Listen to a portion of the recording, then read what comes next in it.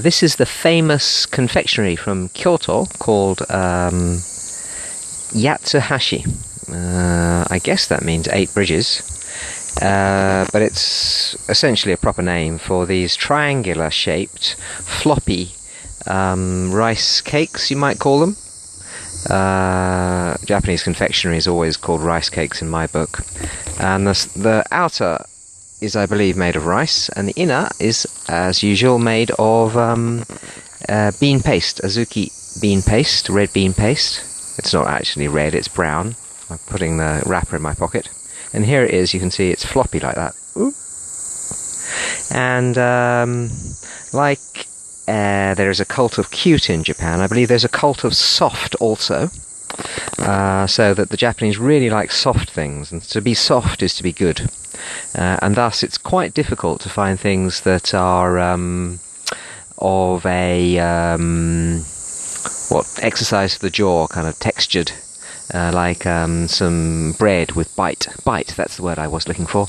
I often want foods with bite, and it's difficult to find bread with bite.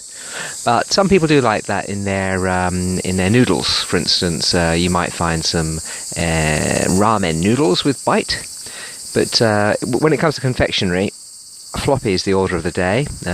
Often breads as well. Rice, Japanese rice, is extremely soft, and this is especially so. The famous confectionery from Yamaguchi is also pretty floppy too. It's a sort of a gelatinous mass of often azuki flavoured rice jelly, rice and wheat jelly, I think. Anyway, yes, this thing is especially so.